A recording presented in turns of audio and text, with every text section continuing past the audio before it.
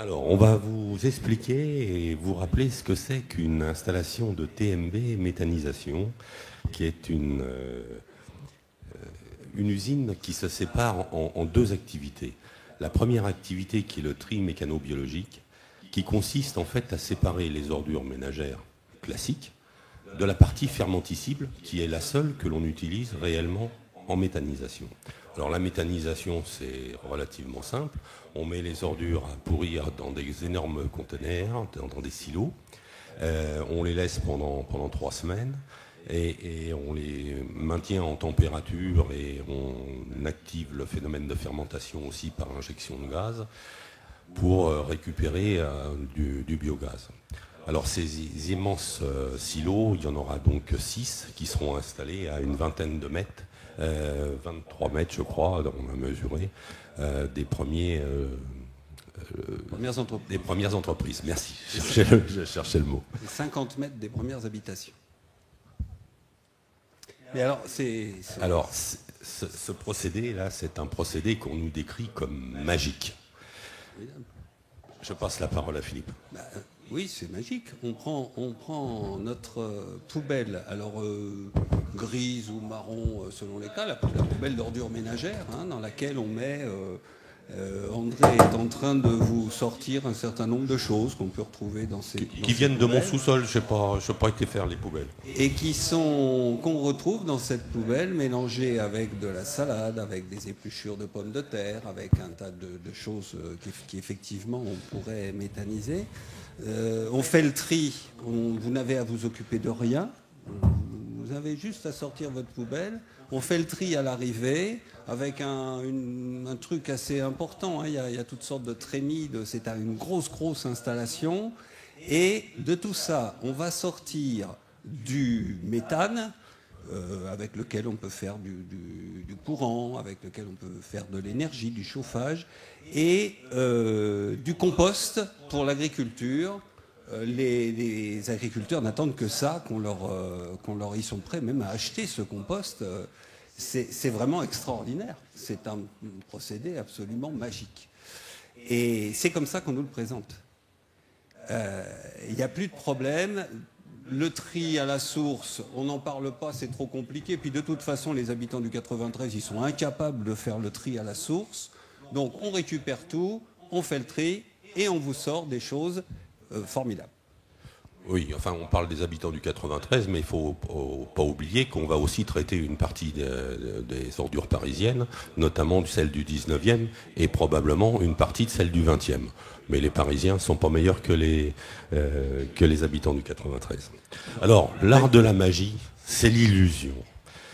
C'est formidable la magie parce que comme le digestat n'est issu que des restes de repas, de papier, etc., et que ça, on le traite en faisant de la méthanisation, mais que devient le reste ? Alors c'est bien ça le problème, non seulement que devient le reste, mais y compris que devient ce digestat. Un peu plus, un tout petit peu de recyclage, on le voit sur la photo, beaucoup d'incinération, contrairement à ce que propose le Grenelle de l'environnement. On continuera à incinérer parce que ce qu'on sortira de la méthanisation, par exemple, ne pourra pas aller sur les terres agricoles, donc on continuera. Et énormément de mise en décharge, contrairement à ce qu'on dit, il y a la plus grande partie des ordures, de ce qui restera, sera tout simplement, continuera à être mis en décharge. Donc la magie n'opère pas vraiment. Alors c'est une atteinte au respect de l'être humain parce qu'on nous met en danger, à savoir que 6 digesteurs à côté d'habitations et d'entreprises, ce sont des risques d'explosion, des risques d'incendie et des risques de pollution par, entre autres, des bactéries, des champignons, des invasions de mouches, donc pas de respect pour la population. Une atteinte à l'environnement pour les mêmes raisons, à savoir que tous ces produits qui échapperont de l'usine et tous les retours, ces fameux retours à la décharge et autres, c'est, comme je l'ai dit tout à l'heure, c'est contraire au Grenelle de l'environnement, contrairement à ce qu'on nous présente. Et c'est aussi une atteinte à l'intérêt public, parce que ce sont des installations qui coûtent très cher. Celle de Romainville sera surdimensionnée, c'est-à-dire qu'elle sera plus importante que les réels besoins, ce qui veut dire qu'on nous amènera certainement des ordures qui viendront d'encore plus loin pour les traiter sur Romainville. Oui, parce que le problème de ces usines de méthanisation, c'est que lorsqu'il n'y a pas assez de fermenticides, pour que ça fonctionne, il faut qu'il y ait du volume en fermenticides. Et pour avoir ce volume, il faudra le faire venir. Alors pour le moment, Romainville est pensé et conçu pour traiter les ordures de Paris 19e et une partie du 20e et de 22 communes du 93, mais peut-être que ça suffira pas. Parce qu'en plus, on va vous parler d'autres solutions, et je pense que actuellement le volume des ordures que nous produisons devrait réduire. Alors c'est pas un procédé, ce procédé, c'est pas un truc nouveau qu'on vient de sortir de son chapeau. Ça a plus de 30 ans d'existence. Donc on a une longue expérience de ce qu'est la méthanisation sur tri mécano-biologique. C'est utilisé entre autres en Allemagne et en Suisse depuis assez longtemps, et dans d'autres pays, au Danemark, je crois, c'est les premiers qui ont fait ça. En Espagne, pas mal d'expériences. Toutes, absolument toutes, sont désastreuses. Ça ne marche pas, ça coûte extrêmement cher, et finalement le résultat est nul, puisque la plupart des déchets, après ce procédé, retournent en fait en décharge. Oui, il faut dire que la méthanisation, juste une petite chose, ça fonctionne sur des produits qui sont des produits connus.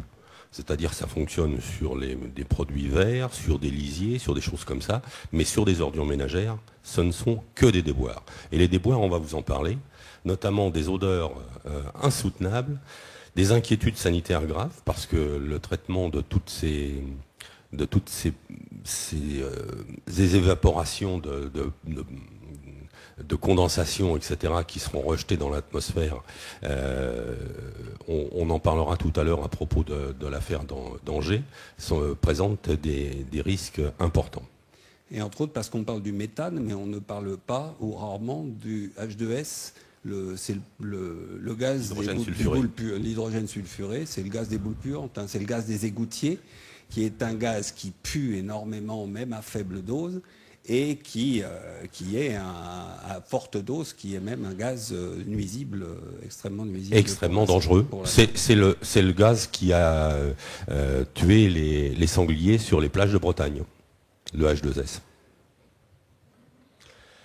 Alors des odeurs insoutenables, ça je crois qu'on vous en a parlé, des risques d'explosion et d'incendie. Alors les risques d'explosion, on nous dit que ça n'arrive jamais.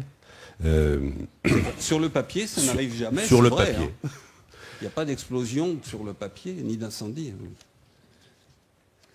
Dans la réalité, les incendies, on en a des dizaines d'expériences. L'usine de Montpellier, c'est bien connu, un incendie en 2010, le 14 septembre 2010, mais après 11 incendies plus petits dans une seule année, sur la seule usine de Montpellier.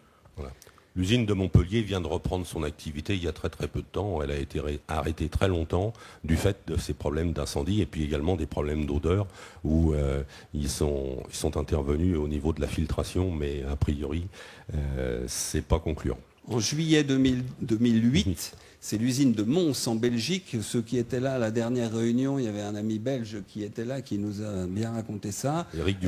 Cette usine brûle entièrement et elle n'est toujours pas remise en état aujourd'hui.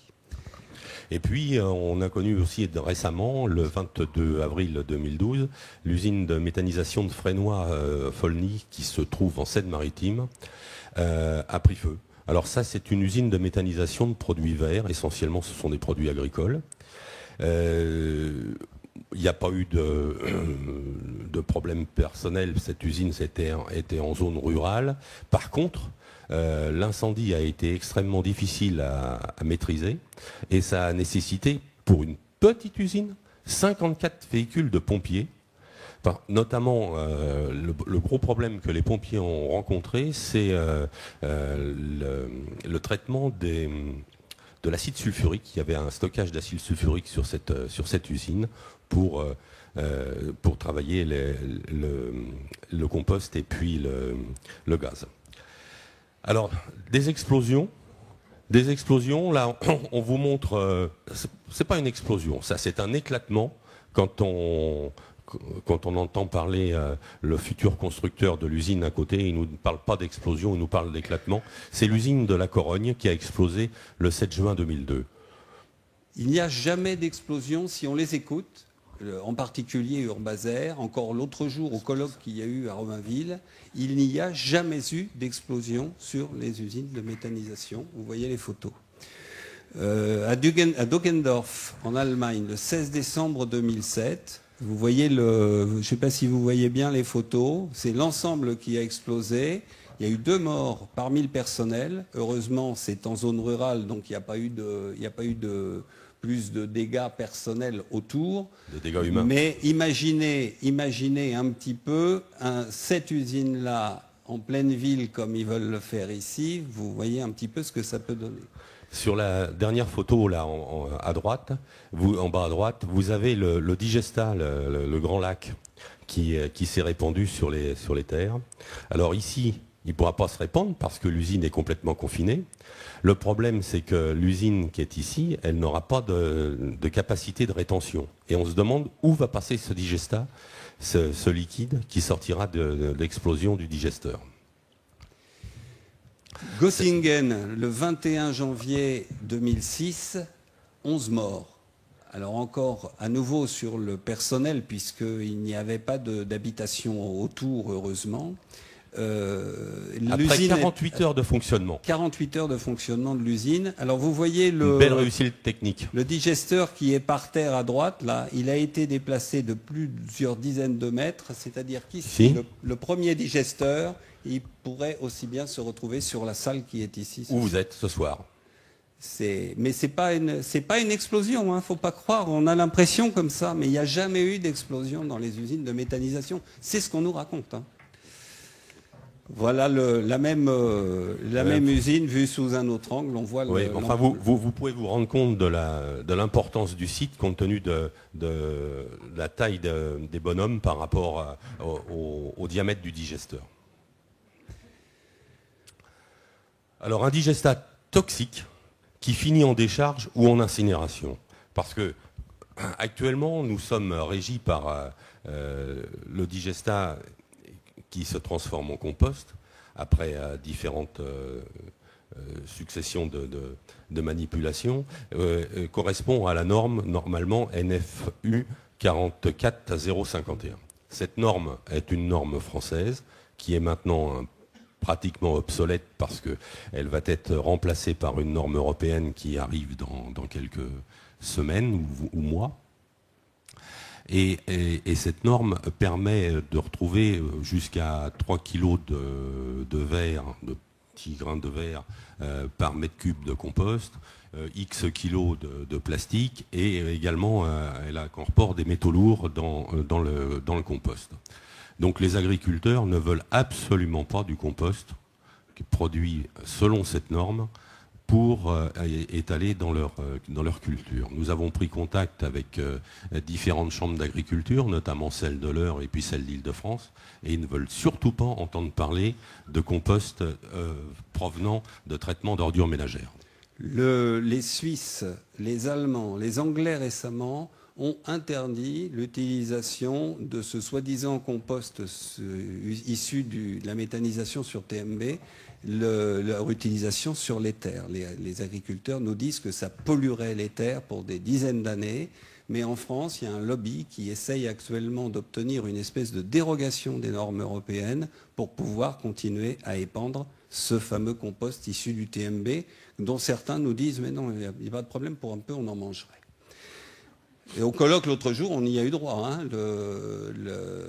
des gens qui se présentent comme des techniciens nous ont dit que ce compost était tout à fait utilisable comme celui que vous feriez dans votre jardin. Alors, très mauvais résultats environnementaux, ça c'est malheureusement clair. On va pouvoir vous lire quelques petites informations qui ont été écrites par nos amis de province. Alors, en ce qui concerne l'usine de TMB méthanisation d'Aubourg en Belgique, en 2001, on l'avait garanti sans odeur et nuisance par ses promoteurs. Au niveau des odeurs, disent les riverains, on en a marre des odeurs. On leur rappelle le beau tract qu'ils nous ont produit. Ni bruit, ni odeur, ni fumée. Venez chez nous, nous écrivent-ils. On ira dans les villages voisins, on s'arrêtera à un moment et vous irez sonner aux portes où vous voulez. On ne nous accusera pas de manipulation et les gens pourront vous dire l'enfer qu'ils vivent depuis 10 ans. C'est un scandale. Un scandale, ça ne doit pas se reproduire. Ça, c'est le collectif des bruyères, donc ce sont nos amis d'Aubourg en Belgique. Usine de TMB méthanisation de Montpellier, qui a été achevée en 2008, garantie sans odeur et nuisance par ses promoteurs.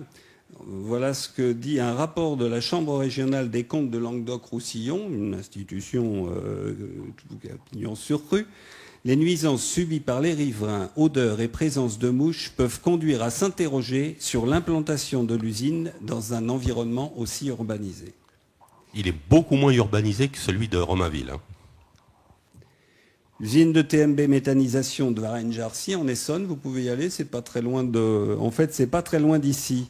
Nous y sommes allés, alors c'est pas compliqué, quand vous arrivez là-bas, si vous êtes perdu, vous demandez aux habitants où se trouve l'usine, et ils vous répondent texto, suivez l'odeur, vous la trouverez tout de suite. L'usine de TMB méthanisation de Fos-Marseille, qui a été achevée en 2010, garantie sans odeur et nuisance par les promoteurs, toujours. L'odeur, parlons-en. L'odeur, franchement, tout le monde se plaint. Heureusement qu'il n'y a pas d'habitation, heureusement qu'il n'y a rien autour. C'est le procès-verbal d'une enquête publique supplémentaire du 28 novembre 2011. Alors, en ce qui concerne l'usine de méthanisation d'Angers, qui a été achevée en 2011, elle est très récente. C'est la dernière construite actuellement. Elle a bénéficié des dernières mises au point technologiques. Elle est sur 9 hectares, elle est beaucoup plus petite en tonnage que l'usine de Romainville qui sera à peu près sur 5 hectares.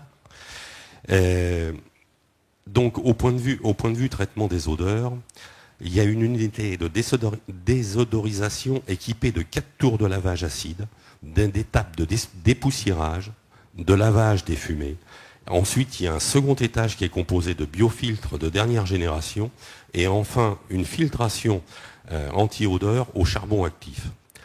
Depuis septembre 2011, les nuisances autour du site sont ressenties dans un rayon de 2 km. Ce sont des odeurs pestilentielles et des invasions de mouches. Ça, c'est dans Ouest France du 31 mai 2012.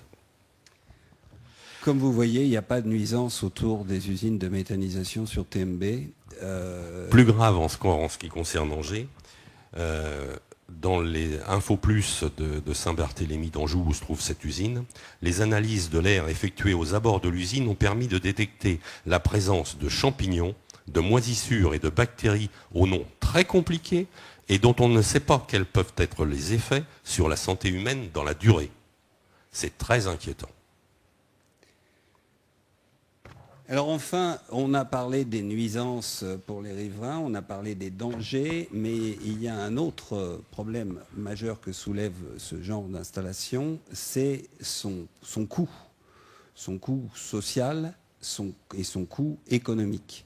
Ce sont des installations très lourdes et très chères, qui seront, on l'a dit sur Romainville en plus, qui seront surdimensionnées et qui ne sont absolument pas évolutives. C'est-à-dire que si on arrive ensuite, une fois que ce type d'installation est construit, si on arrive, et c'est bien, on va en parler tout à l'heure, c'est bien une partie de notre objectif à favoriser, à faire en sorte que le tri à la source fonctionne, cette usine sera incapable de traiter les ordures triées qui arriveront. Parce que le système tel qu'il est prévu n'est fait que pour les ordures ménagères brutes mélangées.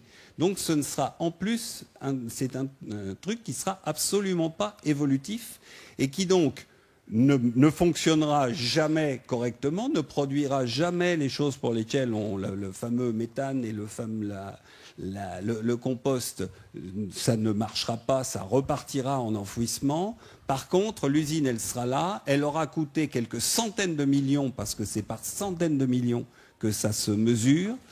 Les entreprises qui sont autour auront déménagé parce qu'elles ne pourront pas rester dans une atmosphère aussi pestilentielle. Les pavillons, les habitations des riverains auront perdu 30 à 40% de leur valeur, et encore on dit 30 à 40% à condition qu'ils arrivent à les vendre. À Montpellier, l'agglomération rachète les maisons des riverains à peu près à 40% de moins de leur valeur, pour ne pas avoir de problème avec les riverains. Sans parler forcément à terme de l'augmentation du coût du prix et des taxes sur les ordures ménagères, qui forcément seront payées par qui on sait. Ça rapportera à qui on sait, mais ça coûtera beaucoup aux collectivités. Mais les collectivités, on sait finalement qui les finance. Oui, puis c'est aussi la destruction des projets de valorisation actuels de tout l'environnement du 93. Sur Pantin, le port de Pantin, sur Romainville, il y a plein de projets de construction prévus. Sur Bobigny, il y a l'éco-cité. Sur Noisy, il y a la ZAC de l'Ourcq. Sur Bondy, il y a également des logements le long du canal. Toute cette zone-là est une zone qui devait normalement évoluer avec l'évolution aussi des transports en commun, avec une nouvelle station de RER de métro à La Folie, la ligne tangentielle nord qui va s'arrêter également à La Folie. Enfin, toute cette zone devait complètement évoluer. On pense qu'avec la construction et la mise en service d'un tel équipement, ça va avoir une influence très très lourde sur ces projets. Alors, on voit bien à qui profite j'allais dire le crime, hein, c'est l'expression consacrée. Il y a des gens à qui ça peut rapporter beaucoup, ça. Par contre, il y a des gens à qui ça coûtera beaucoup. Alors nous, bien sûr, mais y compris les collectivités qui ont intérêt à... Pardon. Les collectivités qui auraient intérêt à... Alors la question vis-à-vis de nos élus. Il y a des élus, il y en a dans la salle ce soir, qui sont tout à fait, comment dire, sur nos positions et défavorables à ce projet. Mais il y a un certain nombre d'élus qui sont un peu entre deux eaux, c'est-à-dire qu'ils savent que ce projet n'est pas la panacée, qu'il n'a pas d'avenir, que c'est un projet expérimental, dangereux, on minimise un petit peu, mais qui est dangereux, qui est mauvais pour la santé et pour l'environnement. Ça a même été déclaré, excuse-moi, je t'interromps, ça a même été déclaré par le président, M. Rouault, qui est le président du CITOM, lors d'une réunion du SICTOM. Le SICTOM, c'est le syndicat intercommunal de traitement des ordures ménagères. Il a reconnu que ce projet de Romainville était un projet expérimental à risque. Sauf que ces élus se pose un autre problème qui est le suivant. En gros, plusieurs nous ont dit quelque chose qui va dans le sens que je vais dire. En gros, voilà, on a 300 000 tonnes d'ordures à traiter. Pour l'instant, il n'y a pas de tri sélectif et personne ne s'est trop bousculé pour le mettre vraiment, pour le promouvoir, pour le mettre vraiment en place. Il y a même des freins parce que, évidemment, si on fait du tri sélectif, ça rapporte moins à l'arrivée. Ça coûte aux collectivités, mais ça rapporte moins à l'arrivée. On a 300 000 tonnes d'ordures à traiter. On ne peut plus les enfouir. On ne peut plus les incinérer. On n'a pas d'autre solution. On sait que ça pose des problèmes. Il y a des élus des Lilas ou des élus de Montreuil qui nous ont carrément dit « Bah oui, mais bon... c'est pas pour quelques riverains, pour les ennuis de quelques riverains. Évidemment, eux, ils ne sont pas dans le sens du vent. Hein. C'est pas pour les inconvénients pour quelques riverains qui vont nous arrêter, carrément. Hein. Sauf que nous disons aujourd'hui, après avoir, ça fait des mois maintenant qu'avec Arrivem, on étudie la question, qu'on en discute avec nos élus, nous disons aujourd'hui, il y a d'autres solutions. On ne les a jamais envisagées. En particulier, ça commence à frémir sur le tri sélectif, mais très mollement. Il y a plus d'effets d'annonce que de mesures concrètes. C'est là-dessus qu'il faut mettre le paquet, sur l'éducation, sur les écoles. Et en lien avec ce tri sélectif, on a des solutions qui permettent de traiter nos ordures ménagères d'une façon qui, effectivement, ne pollue pas, qui coûte beaucoup moins cher et qui ne nuit pas aux riverains. Donc c'est ce qu'on va essayer de développer. Qui sera conforme aux directives européennes et conforme au Grenelle de l'environnement, ce qui n'est pas du tout le cas de cette installation de TMB méthanisation qui est prévue à Romainville, qui ne correspond pas aux demandes de l'Europe ni du Grenelle de l'environnement. Voilà, donc la parole à des gens qui ont des propositions à faire.